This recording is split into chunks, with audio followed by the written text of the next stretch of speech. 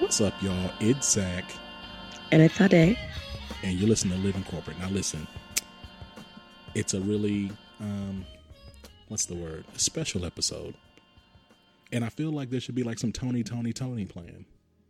Why though? It's our anniversary. Now, not you and I. Well, in certain ways. Yeah. Really the anniversary. Yeah. But the anniversary of the show, right? Like we've crossed the 1 year mark as a podcast, as an organization. That's pretty cool, right? It's pretty dope. I think this is the longest running creative project I've ever been involved with, which is saying something. So shout out to us. Man, super agrees. Definitely shout out to us. And yes, it's definitely been the longest engagement. I mean, keep on using all these consultancy words. And it's funny because my boss at my job keeps on talking to me. Shout out, Juliet. I see you. Keeps telling me not to use all these consultancy words. But see, what's hard for me to articulate at work is that I genuinely like words, but I'm still kind of, I don't want to say, irish. I know what you're getting at. You know what I'm saying. At the same time though, right? I just like words. But they don't get the ish side of me at work because of reasons, right? So it's tough. But anyway, this is the longest project that I've been creative project I've been a part of as well. And it's dope. Like, I think it's crazy because if you look like over this past year, like you'll see like, I think what should make both of us proud is like a year of consistent engagement though. Like, it's not like, oh, we did it and then we stopped and we did it and we stopped. Like, it's been a year of consistency. You know what I'm saying?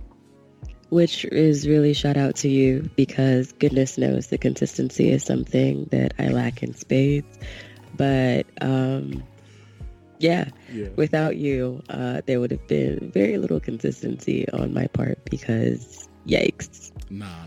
We'll get into that. Yeah, we'll get into that. We'll get into that. But no, actually, I'm gonna tell you the crazy thing is that it was what I was able to see in you and like the potential of this space that pushed me to be like really aggressive, right, and attentive and like not and kind of unrelenting and neurotic in how we would like. I don't know if that gives the right connotation or that has the right. Nah, it's kind of, but I'm saying like there were times where I know that like I would get on your nerves. Like I'd be like, we gotta record.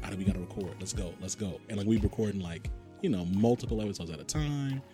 And just me working, just being just like obsessive. Like there's a certain level of that, right, that was involved in this. And I think when I talk to people who created something and are building something, like there's a certain bit of it, like not to the point where it's toxic, but a certain level of just obsessive, like it's all you're thinking about and doing for a certain season of your life, at least just to get it going. And I don't feel like it's like that now. I feel like we've kind of like we found a certain pace and rhythm, a sweet spot, but just to get something off the ground takes a lot of effort.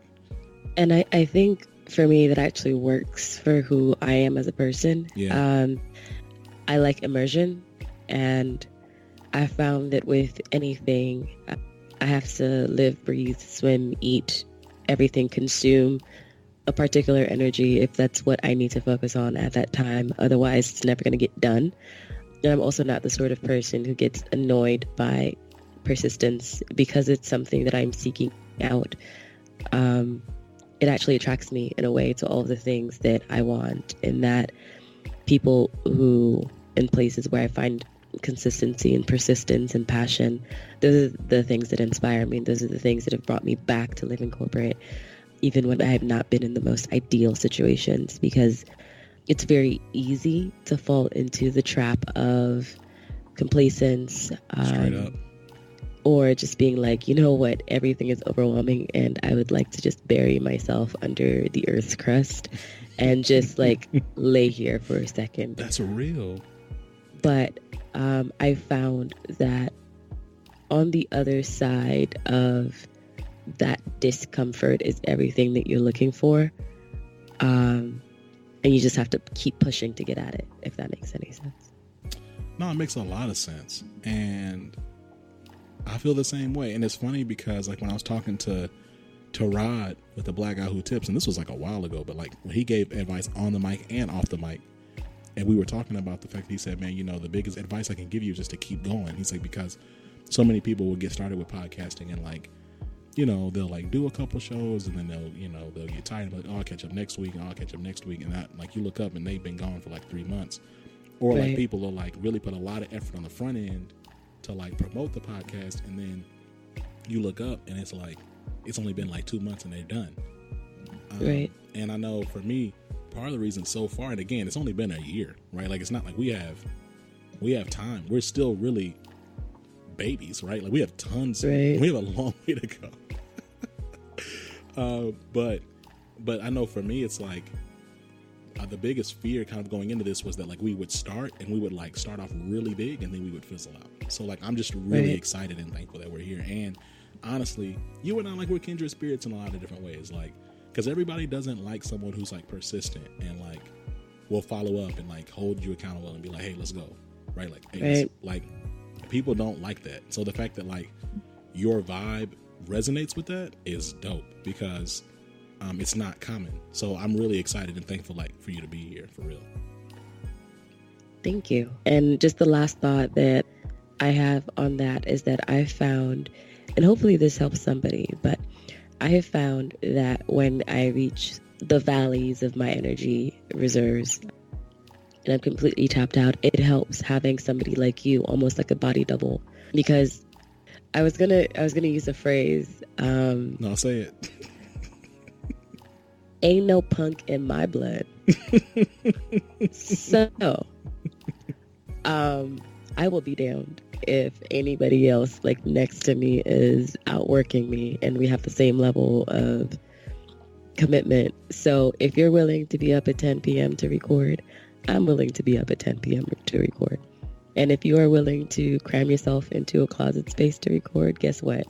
I too am willing to cram myself into a closet space to record, right? So straight up, there's something to be said for having a partner in your commitment who's willing to like go the distance with you, and you can sort of measure yourself and keep pace with that person. Not necessarily saying that you have to be down on yourself when you're not capable of being where they're at, but it's almost like having a guidepost as to where you need to be.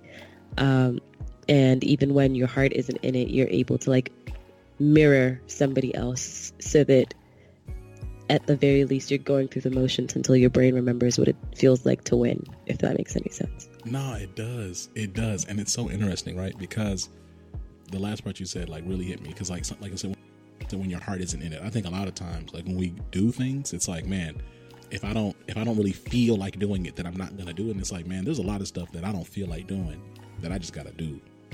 So it's just really interesting, like when you said, you know, when your heart isn't in it. And it's like, it's really important, because a lot of times when you're doing something, especially if you're trying to do something and build something over time, you don't always feel like doing it, right? But like, you just got to do it.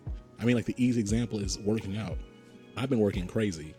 And so and that's an excuse, but I haven't been getting up like I want to, that I budgeted in my time to actually work out in the morning. Like I get up, I have an alarm that goes off at 5:30 in the morning. That's for me to work out for 30 minutes every day.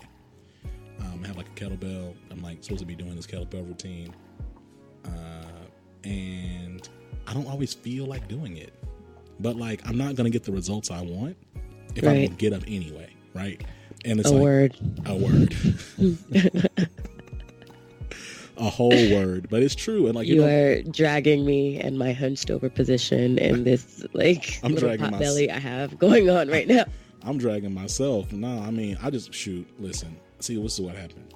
So I dropped weight, and like I was, so now I'm able to look down. I dropped weight. Now I'm able to look down and see my belt buckle. So I'm like, oh yeah, I can see myself. Like I'm good. Okay. Right. But it's like, no, like there's more goals than just like not being able to see your shoes. Like you should dream bigger than that. So there's another word for you. Some of y'all are just shoe starers. You need to be bigger dreamers than that. Keep going. Keep driving. Drag me.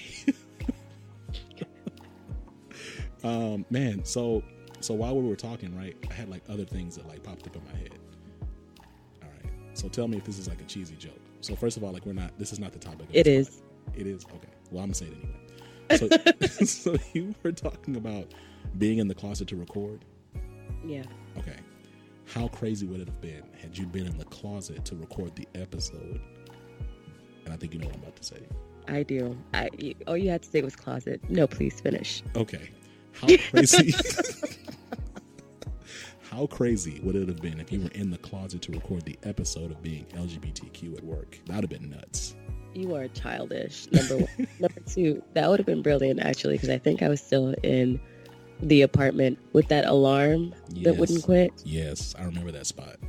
I just want to say that if y'all have been here for this long and you've heard me through the apartment with the alarm that wouldn't quit, the house in DC where you may have heard random gunshots in the neighborhood, the apartment in Tyson's Corner with all of the like zooming cars, or that one day I was in the golf room and that one guy had a vengeance against golf balls. He was knocking the mess out those balls. He was not like just straight up assaulting golf balls, and I was concerned.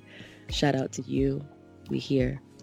Made it. We made it, dog. We're here. And like, yeah, so anyway, I'm just thankful for you. I'm thankful for this. I'm thankful for us. Thankful for JJ. It's crazy because we didn't even let any air horns off. Hopefully JJ, hey JJ, listen, man, we're not gonna get sued. Just go ahead and put Tony at the beginning of this. Maybe let it loop in the background. Actually, you know, I actually think this is an occasion for celebratory gunshots. What do you think? Yes, yeah. Hey, JJ, let them things go, bro. Just brap brap. And some air horns. Put them in right here. Yes. Let them. Yes, man. We out here, man. It's been a year. I want to talk about these stats real quick, man. Hey. In our first year, we've had like 40,000 downloads, fam. What? That's not bad, man. Like, for a grassroots podcast with no... Okay, first of all, don't give me that's not bad. That's dope as hell. I think you should celebrate everyone. One of the things that I'm taking away from situations that I've left behind is that celebratory Millie Rocks are an important part of your growth and your development as a person, because celebrating the little wins and recognizing all of your small accomplishments rolls into the part of you that persists, because failure is really demoralizing and it sucks. Straight up. But when you're able to like go back to past situations and identify all the ways in which you won and didn't even recognize, or celebrate those things, you're able to be like, well, damn, I really am that person. That was super funny. Hey, Aaron, so look, we've talked about Aaron in our past. And again, listen, I've called our allies Buckies and White Wolves. Jesus. And the reason why, for those who don't forget Winter Soldiers. Oh, and Winter Soldiers. And the reason why, if y'all know anything about Marvel, y'all know that the Winter Soldier's name was Bucky. Okay? And that the Wakandans called Bucky the White Wolf in Wakanda. So, Aaron... By the way, I heard that attempt at an accent. But this is the thing. This is the funny thing about that. Is that you've been practicing, huh? No, so this is the thing. Actually, I started and I said, "Oh, this is terrible," and I stopped in the middle. Right? I did not complete it. But anyway, Aaron is he's a Winter Soldier. Okay, and he's also the person, when you look at like all of our social media stuff, and we've talked about him before. We've joked that he's our diversity hire. And so, Aaron, when you do the transcript for this, and Ade said, "I'm that person," make sure that you put person in brackets so the real ones know what you really meant. All of that exposition just for that one piece of direction. I can't stand you. And okay. It's funny because he's going to listen and he's going to be like, "Oh yeah, okay." He's going to do it. Oh my goodness gracious. So it's been a year of like deep sighs with you. It's been just a year of deep sighs, but you've gotten your child. A deep Negro spiritual side. Negro spiritual side. Word to Issa Rae. All the dad jokes, and not nan a child around here. Look, listen. Pure dad jokes. It just means that you are well prepared. I'm big ready. But no, so, I'm kind of at a loss for words because I was thinking about And really think about what it took to make a year of content, and we've been working, like we've had like full-time jobs as consultants, no less. Like, man, talk about that. Like you have a whole new consulting job. 60-hour weeks. I counted it. I counted and averaged my working hours. And I just want to say that whoever said consulting was an easy gig, you're a liar. They lied. Well, this is the thing. It's easy, I guess, if you trash. Yeah, that's not my testimony. And if you're not black or brown. I mean, can we be honest? All these facts. I'm gonna be honest with you. I don't get to be mediocre at my job. I've never. No. So let me be clear. I am not saying that. I am saying that white privilege makes your job easier. I'm definitely saying that for you. Yes. So if you're listening to this, I'm sorry. Be offended. It's cool. What I'm not saying is that like everybody who is white thinks the job is easy, because I do know there are some majority people out here who are working very hard in consulting. Like, they work super hard. But every time I meet somebody and they say their job is easy, like, I've never met a black or brown person who says consulting is easy, ever. Have you? Absolutely not. Like, never, ever. Never. Ever. But the thing about it is, what I will say to that, you were talking about how many hours you work. So I don't want to say how many hours I work, because there are people who like mentor me, who listen to this podcast. If I told them how many hours I work, they would coach me. They'd be like, "Hey, Zach, you need to relax. Like, you shouldn't be working that hard." So I'm not going to say that, but maybe you need to relax and shouldn't be working that hard. I mean, maybe so. But the point is, like, it's been a grind, right? Like, it's a work. It's been a work. Like, we've been working full time. You don't really take a lot of vacation. I don't take a lot of vacation. LOL at a lot of vacation. Try any vacation. LOL, and that's at the word vacation. Right. And obviously that's not to like compare struggles or anything like that. Definitely just not. Like trying to give an accurate picture of, just how exhausting this past year has been as well. Like, in as much as it's been a year of amazing triumphs and just wins that we didn't see coming, I'm working on a sleep deficit here, even on the weekends. Straight up. And that's not something I'm trying to continue for very long, because I understand that sleep is a necessary and essential component of life. And I'm even not trying to encourage the culture that says that in order to, be a good worker, you have to show up to work on Mondays talking about how sleep deprived you are. That's trash. That's toxic. That is toxic. Trash. Yes. Your brain needs sleep. But I also recognize that there are periods in your life where you have to take the L, whether it's the social L, sometimes the sleep L, to get where you need to be in the long run. And so that's the time that we're investing now for later. And I'm sure all of my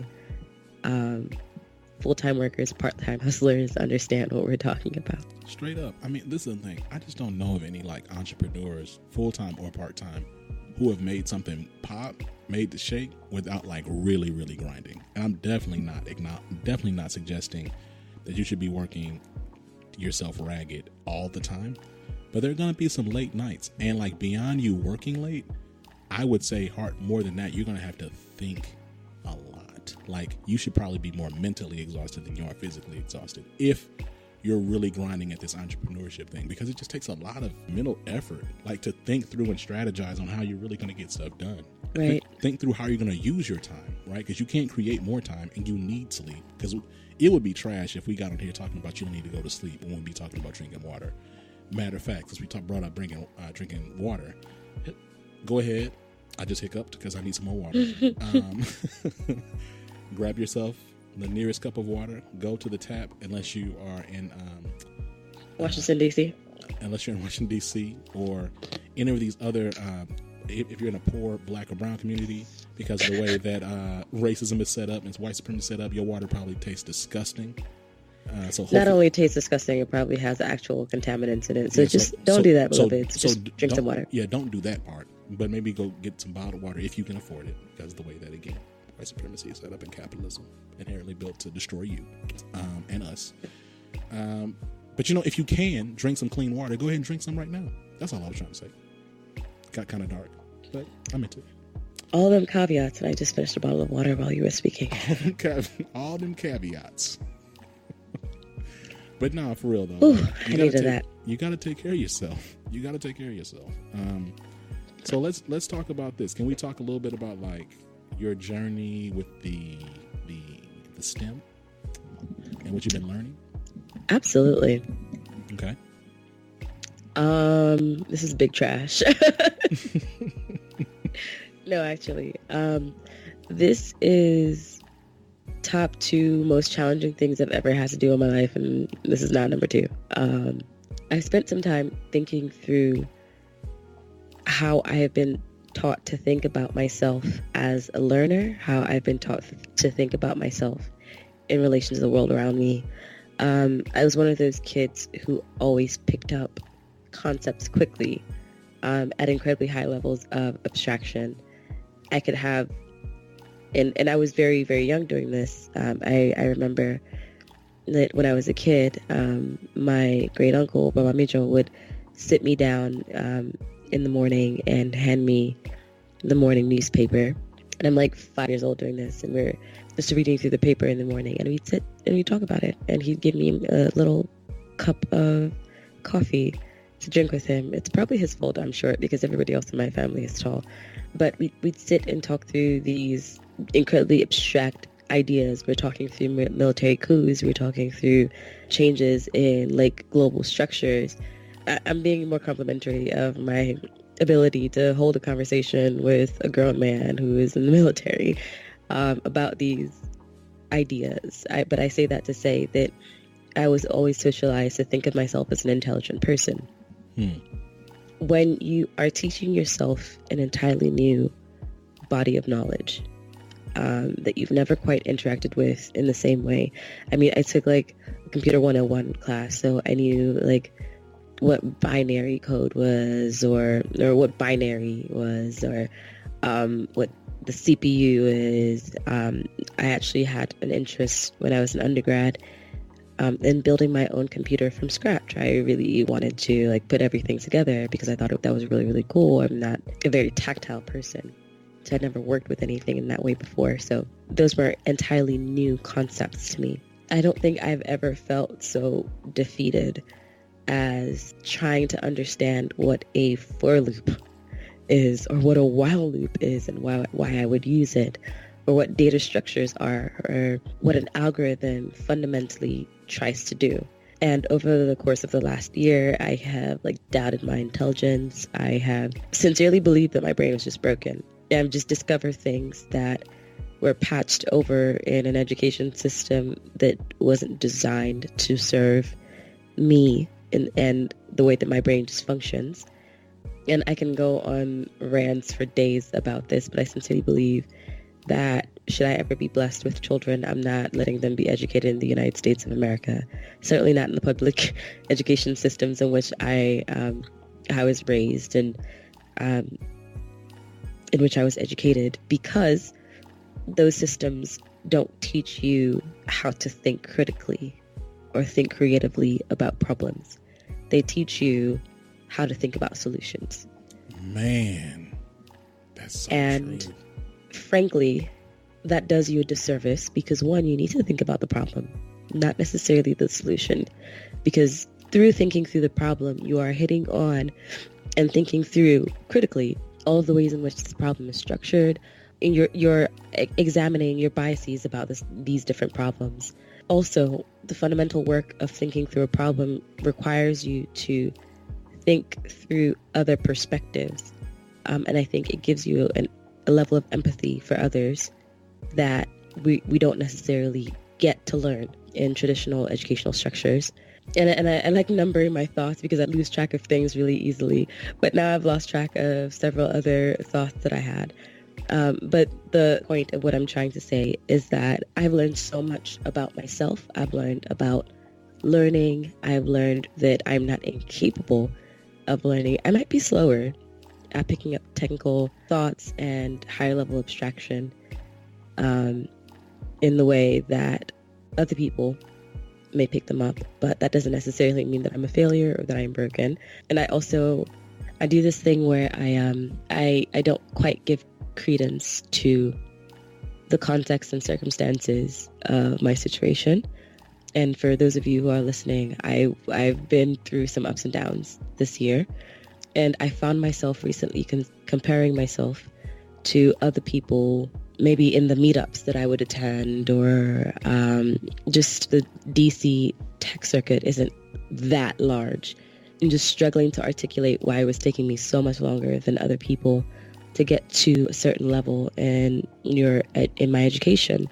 And I had to give myself a break, recognize not only that I was working with an incomplete set of cards, but also recognize that I'm not working on anybody else's timeline but my own. Yoruba people will say, "Aki fi agwalago shishe," which means that we don't work by somebody else's watch, right? Like we're not working on the same timeline, and that's okay. So yes, I've learned a wealth of things about myself, about the world, about learning. Did you know that actually, this may or may not work for you, but it's really helpful when you learn things to not stack your learning every single day. Part of what I struggled with was that I thought I have to crank at this 5 hours every day forever. And actually, if you space out your learning, so doing 2 days on, 1 day off, then 1 day on, 1 day off, and then 3 days on, it actually gives your brain time to rest, time to create these synapses that allow you to build the blocks of understanding. And it's a lot easier for you to learn when you are doing like 3 fundamental things: when you are sleeping, which I didn't do for a very long time, when you are working out, because exercising is actually a way of enriching your brain, and when you are giving yourself on and off periods of learning. So it's almost like you feed your brain the information and then you give yourself a break so that your brain can make sense of the information that you just provided it.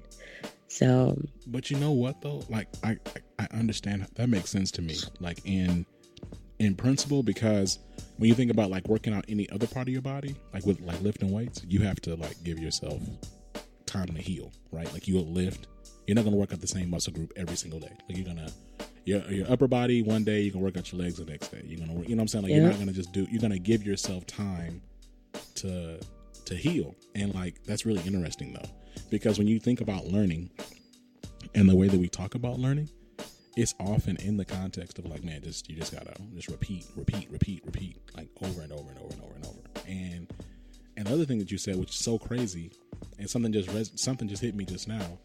You said like, because public schools don't teach us to like really talk about problems; they talk about just like, creating solutions. And we kind of like, we praise that, right? Like as a larger society, we praise not being problem focused, like being solution oriented and like thinking through actionable items to solve things. And it's like, man, there's value in like slowing down and really understanding the problem. Right. And like really ruminating on the problem. And it's funny because the next thing you said, which also hit me, was focusing on the problem can really help you grow in empathy.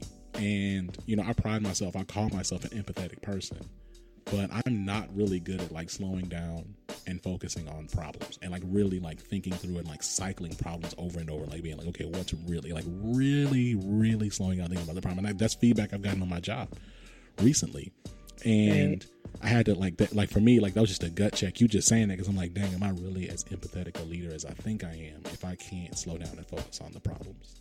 Right. So that's real. So look, and all of the things you talked about, all the things you've been learning and you've been picking up, you didn't talk about why you're doing it. Like, what are you trying to do?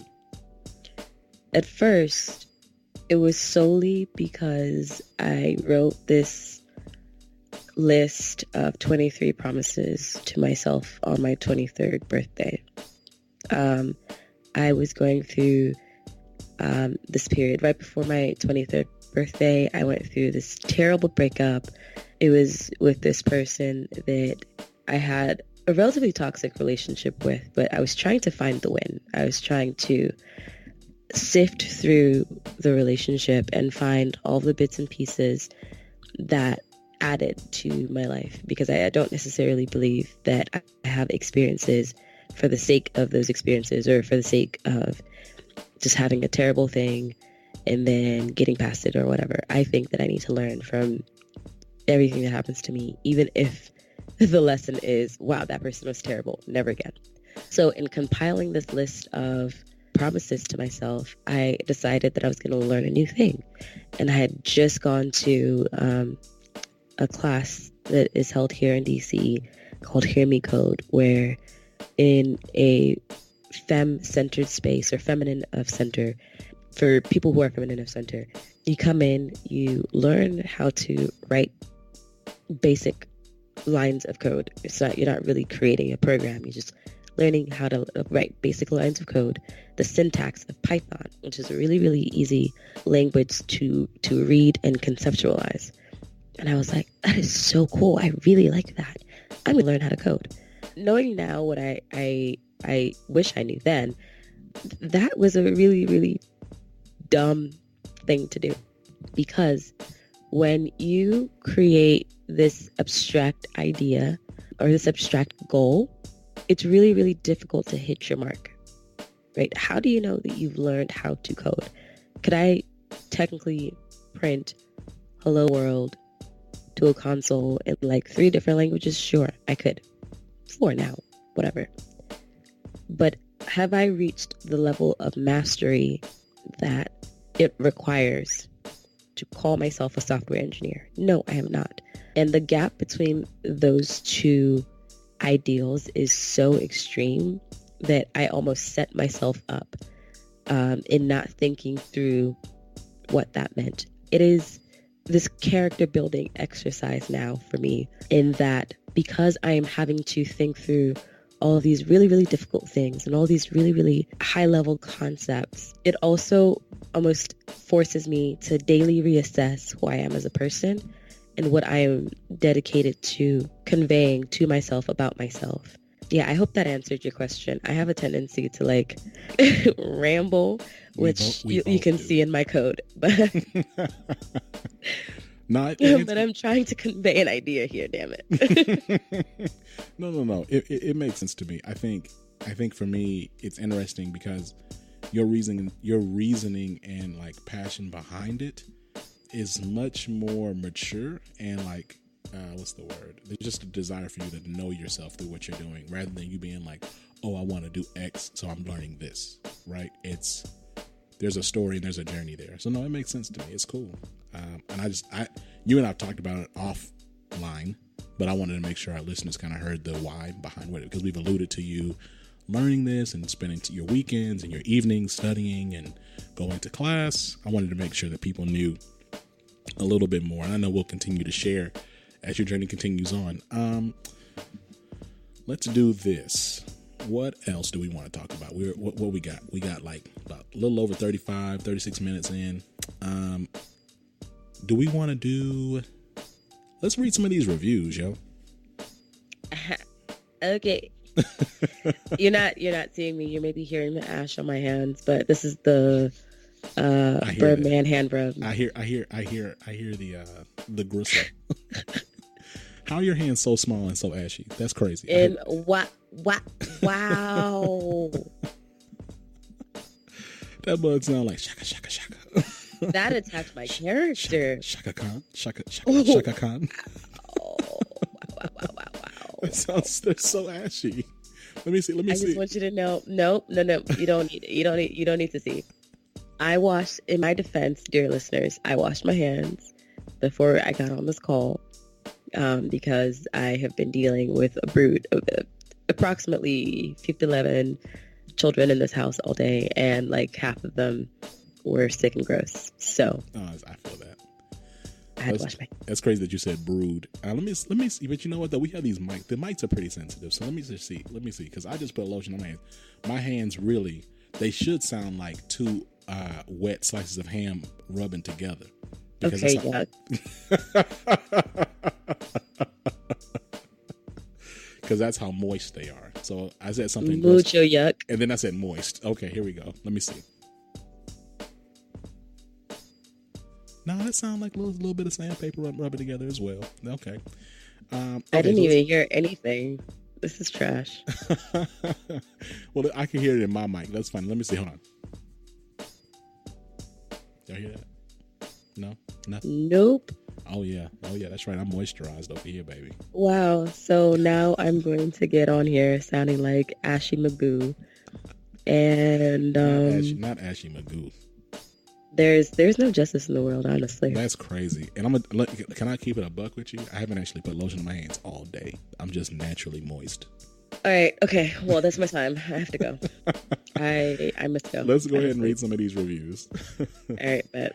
This one is from, first of all, hold on. Before I just get into reading reviews, right? Let me put like a actual like intro and reason as to why we're doing this. We haven't read one review in the past year. And we have 127 reviews on iTunes. And then we have like a handful of other reviews like on our other spots where we publish our podcast. And so like we just want to like thank and shout out some of these reviews, man. So like I'm gonna read one. And then I don't know if you have yours up. You want to read some. But I'm going there now. All right, dope. All right, so this one is called A Breath of Fresh Air. That's the title. And it's from E from DC. Definitely a podcast worth listening to. Being a person of color in corporate is sometimes difficult to navigate because you may not know many others like you who have managed to lead a corporate job. You may be the first in your family working corporate, or you're just trying to figure out what your corporate identity is. Thank you for creating this podcast for us. Thank you, E from DC. Shout out to you. Thank you. Shout out to you. Shout out to you. Let me read one more, and then I'm gonna let you go. This one is from Jonathan Jones Speaks. Built for this. Their voices are made for podcasting. Add, I love how you both feed on each other's energy, bringing on guests that add tangible insights and tangible instructions. Your stories are transparent and transformational. Continue to educate and elevate. Thank you, Jonathan Jones from the Speak Your Success podcast. Thank you, brother. I appreciate you. All right, so I'm gonna go with two that are back to back. So the first one is from Lee C.D., titled Amazing Guests and Content. For a podcast that's fairly new, Living Corporate came out the gate very strong. Thank you. The topics are so relevant to working millennials, and the guests are amazing. The first episode will always be so memorable and poignant to me, but also check out the mental health and LGBT episode as good places to start. Thank you, Lee C.D. Next one. This is from Mixed Girl Maine. The title starts, This is for us, being corporate while. It reads, Thank you for this podcast. I'm a former senior manager of HR and an operations manager in the tech field. Being both the only or one of a few POC managers and typically the only woman in upper management, I have felt for many years there was no community for me. We got you, girl. This podcast is my community. It speaks directly to me, my experiences, and since my corporate career ended last year with difficulty, I just wish I discovered this well before this week. Keep it up. This is amazing.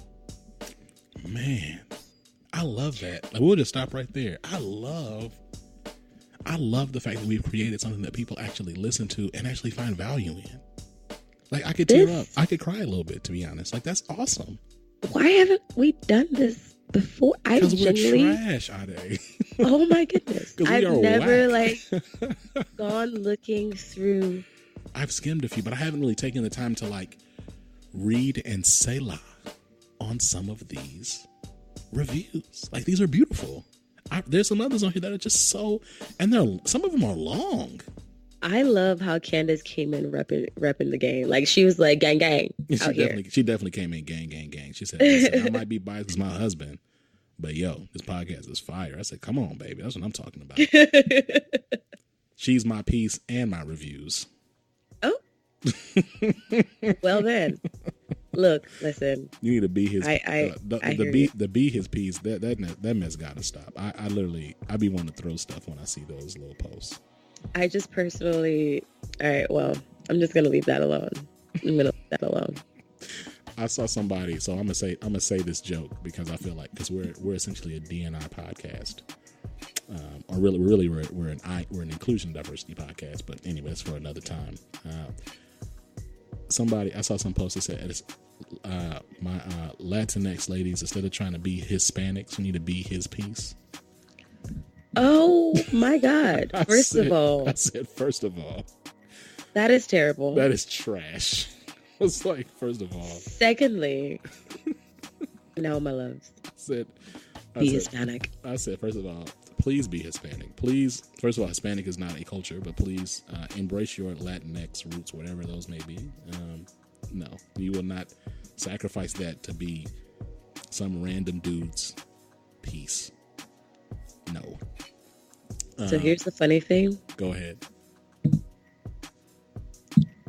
Set his whole world on fire. I'm joking. Actually, Jay did open. That was, you said his whole world on fire? That's super. So like do the opposite. Be his destruction in this mud. Wow. No, but you know. Don't take advice, y'all. I'm not straight. I'm not. I have no relationship advice for anybody. All right, moving forward. Jay cut all that out. No. He's gonna keep it in. This is gonna be funny. Oh boy. So, what else do we want to do here? So let's go ahead. You know what? We ain't got to give him everything. Let's stop. Let's stop right here. Okay. I do have an announcement though before we get up out of here. Oh. Yep. So you've been rocking with us. If you've been rocking with us for any amount of time, you know that Living Corporate is not just a podcast. We actually have a blog. We have a newsletter. We have giveaways. We have all of that. We have a lot of things going on. And I'm really excited to announce the fact that Living Corporate is now ready to expand our writing platform. So you should be expecting way more written content at a much higher and consistent clip than you have in the past.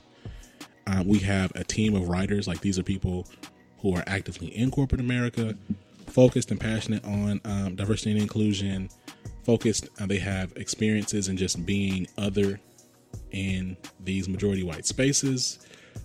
We have some folks, I don't know if y'all should remember Amy C. Waninger. She came on and she was our guest for the Effective Allyship episode. She's actually one of our key writing contributors for Living Corporate. And so shout out to Amy. Shout out to Amy, man. Shout out to Amy. Yeah, like straight up love to all of our writers. And just really excited to tell y'all. So like, I think it was, I don't know, I guess whatever we had, like our last random episode, it was like in the new year, I think. I don't know if it was like the new year, like New Year's resolutions episode, but we talked about, hey, we got like more content, like we have more stuff coming. I think that might have, or maybe that was the season 2 kickoff. Maybe that's what it was, kind of running together. But the point is, we talked about the fact we had more stuff coming. We were going to wait until it was ready. And so like, I'm just really excited to say like it's ready. Like it's almost April. We've been like lining the cut, just getting our content together. So for all of my creators, y'all know how it goes. You don't want to just kind of jump out there. You want to make sure you have a little bit in the tuck. So we have it all ready, and we're just excited. So make sure you check us out on livingcorporate.com. I'm sorry, living-corporate.com. Please say the dash, because Australia is still tripping. Tripping. They big tripping, to be honest. Yo, so now this is not a current events podcast, but yo, my man who busted the egg against my man's head, though. Crazy. Egg boy for president of some country that's not this way. Shout out to Egg Boy. Yo, and also, hold on, so we can make sure that we're being fair. Also, shout out to the Muslim woman who confronted Chelsea Clinton in a respectful but intentional way about her showing up at that vigil, though. Shout out to her too. I have some let's get offline. I have some thoughts. You have some thoughts? We need to actually have a podcast episode very soon about being Sikh and Muslim in the corporate space. I'm down for that. We need to really get on that, like for real. Like that needs to be an episode that we drop very soon, because the level of just like, man, just the bigotry, dog. And like, I don't think people really understand that like Islamophobia is directly tied into white supremacy. It's just crazy. And like, and it's crazy to say I can't imagine, because I can, which is sad because we're black. So it's like, I can definitely directly understand and empathize and sympathize with how these people feel, because it's like, man, it's just nuts, man. Like, it's just crazy. Like, we gotta talk about this. Okay. Well, shoot. Let's see here. Before we get up out of here, favorite things? Sorry, I had to cough for a second. You good? Favorite things. I didn't realize we were going to be doing this. So, go ahead. My current favorite thing is the console.log function in JavaScript. Now, for those of you who do not know, console.log allows you to print something, anything, to the console, which is where you get your feedback about how your code is doing. And I know that debuggers exist, but the way I first learned how to identify where my code wasn't quite working correctly, it was just by inserting a console.log function into my code. And so shout out to that beautiful, beautiful, beautiful piece of technology that illuminates the dark for me. What about you? So my favorite thing right now has to be Jordan Peele. He's a beast, dog. Like, he's super cold. Have you seen Us? I did. And actually, let me take that. Well, nah, yes, actually, I'm going to go ahead and still say my favorite thing is Jordan Peele, because he gives space to a very chocolate, all-black family in a major motion film. Which you wouldn't think it would be surprising to see a family that have consistent skin tone amongst them, not having one random mixed race daughter with two black ass parents. That is not the case, as the history of American television has taught us. I'm saying, like, and they're dark, like they're dark, and it's just beautiful. So you know, Jordan Peele is like he's my nod for favorite things this week, because, and I'm not saying favorite things as if Jordan Peele is not a person, he's a human being, but what I love about Jordan Peele is, and like what I really aspire to do, is to like create platforms for other people to shine. That's like really my passion, right? It's like creating platforms for other people to shine. Like, live in corporate, I love living in corporate because, and it's my passion, it's my heart, because we're creating this platform to like highlight the humanity and like the perspectives and affirm the humanity of people that often get ignored. Like, he's doing that with his work. And I did see Us. This Is Us. Is it This Is Us, or is it just Us? It's just us. It's just us. Goodness. Yeah, This Is Us makes me cry. Not the show, just the trailers of the episodes make me cry. That's why I know I can't watch the show. I know. I'm very sensitive. So Us is amazing. Lupita, though, ayo, she bodied that. She killed it. Oh my gosh. But like, and I knew she was like, look, I knew Lupita was a solid actress. I didn't know she was that cold, though. So forgive my ignorance. She is. You are apparently not forgiven, because here you are. Man. Yo, when I tell you that performance, though, and I reckon, look, she is classically trained. She is a thespian. Like, she didn't just pop up out of nowhere. Like, she's been working for years. Like, she's been building her craft for years. So I'm not asleep to that. Isn't she Juilliard trained too? Yale. Yeah. Maybe she went to Juilliard too. We need to get a researcher. We need to get like a researcher that we can like point to, and they can kind of just mutter stuff in the background and like keep us on track. Because I don't know. But I do know that she went to Yale. In fact, hold on. But I got Google in my hand right now. I'm going to check it out. Hold on. Did you say Juilliard or did you hear that? I feel like I read something about her being at Juilliard. Well, we about to check it out. Nah, just Yale. Oh no, I think it's Viola that was at Juilliard. You're right. Juilliard. All right, well, JJ, cut all the Juilliard stuff out. But the point is. No, it's okay if I'm wrong. Okay, that's right. So okay, cool, no problem. So JJ, keep all this wrong stuff in. But no, she bodied that. Like, I was like, ooh, I was shocked. Like, and everybody and like, you know, when you go to movies with black people, scary movies with black people, you know, it's really not scary. It ends up just kind of being like funny. A whole lot of commentary. A lot of commentary that for some reason I just thought that I wasn't going to get this time, as if like we always going to show up and not be black at the movies. But it was great. And yeah, so that's my favorite thing. Okay, well, cool. Listen, man, shout out to y'all, for real. Appreciate y'all. Year 1, we are officially 1 year old. We here. I'm not gonna say we never going nowhere, but we gonna be here for a while. So get used to us, get comfortable, lean back, put your conference line on mute so we don't have to hear you in the background, or unmute yourself to make sure you actually speak up and you're heard. That was kind of like a consulting joke. You know what I'm saying? Yeah. All right. Well, thank y'all for joining the Living Corporate Podcast. We're here every week. You can follow us on Instagram at Living Corporate Podcast. Follow us on Twitter at livingcorp_pod. You can check us out online at living-corporate.com. Please say the dash. Let me tell you something though. Our search engine optimization is so popping now. You just type in Living Corporate, you're gonna see us. Just type it in, Living Corporate. We'll pop up. And then yes, real quick, shout out to all of our guests. Shout out to JJ, our producer. Shout out to Aaron, our admin. Okay. Shout out to Shanisha, our researcher.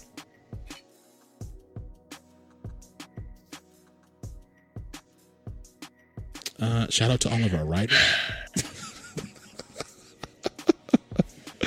Shout out to all of our writers. Shout out to our families and significant others.